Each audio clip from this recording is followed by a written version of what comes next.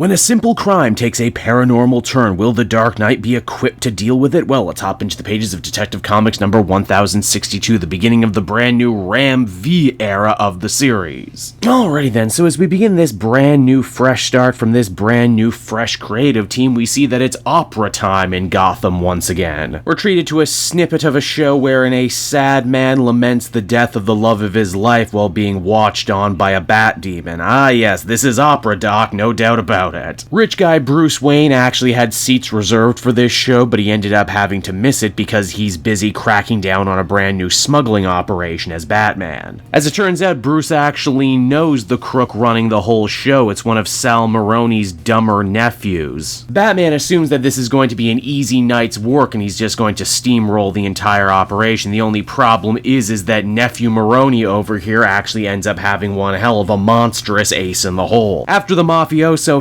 finishes hulking up, poor Batman gets knocked around like a new cat toy. In fact, he might not have made it out, period, were it not for the intervention of Talia al Ghul. Yeah, Talia is back in Gotham, everyone, despite the fact at the end of that Damian Robin book they made a huge deal about her leaving and getting a new costume. But now she's back like nothing happened, and in her old suit again like nothing happened. Why is she here though? Well, she's come to give very cryptic warnings about this monster threat, saying that it is much older than her, than Gotham, than even the Demon's Head. She then just kinda leaves without elaborating. Yep, looks like Batman has stepped into another ancient magical conspiracy. Geez, it must be Tuesday already, am I right? Now, even though Batman technically won the fight and brought down the smuggling operation, he just doesn't feel right. There's something wrong with him. He spends the entire night running a bunch of medical tests, but can't seem to turn up anything. Even Dick Grayson Nightwing begins to worry about his mentor's well-being all the way away in Bloodhaven. Bruce tries to put up a strong front, saying that he's okay and that he's gonna figure it all out. And maybe a good place to start is trying to decipher the mystery of what exactly it was Maroni was smuggling. Turns out it was a bunch of strange antiques with carvings that Batman has never really seen before. Oh no, it's the maze from Westworld. We're gonna get a bunch of robots in here fighting Batman, I just know it. Now, where exactly were all these antiques smuggled from? Well, a brand new Middle Eastern style country called Savarstil, I think I'm pronouncing that right, home to the royal family of Ogram. Okay, now that one I have to be saying right. Jeez, all these new words and names I've got to learn back to back.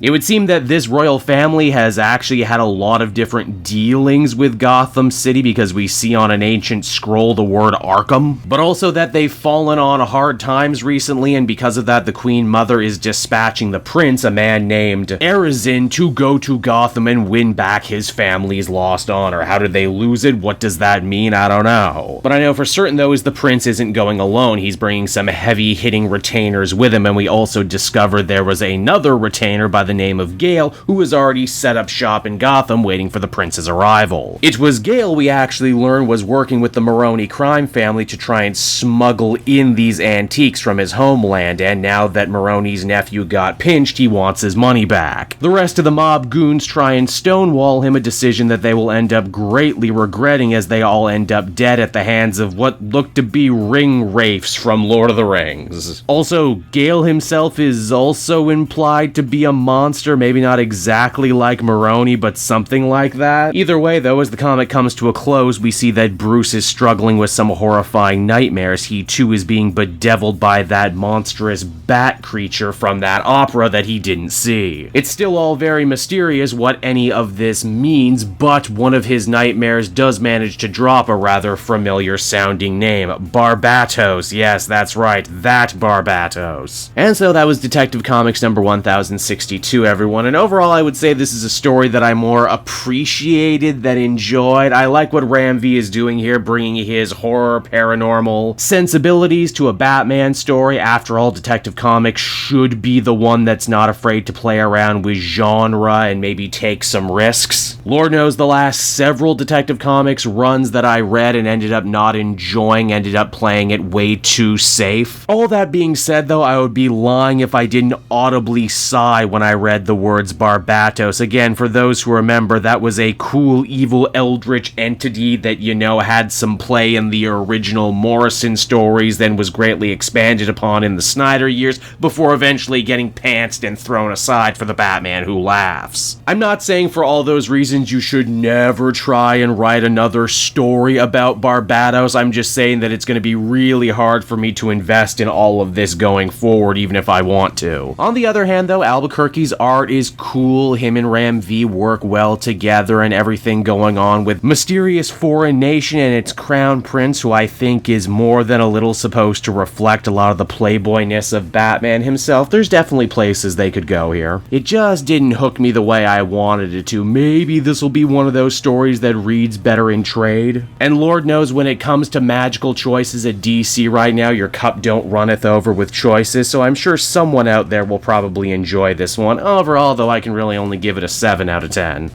Hey there everyone, it's your old pal Cape Joel again, thanking you so much for watching to the end of the video. I hope you enjoyed it, and if you did, why not check out my Amazon link down in the description. Yes, that's right, the Cape Joel channel officially has its own Amazon storefront now. You can pick up a comic or anything else for that matter, and if you did, you'd really be helping me in the channel. So with that out of the way everyone, I will see you again next time. Bye-bye.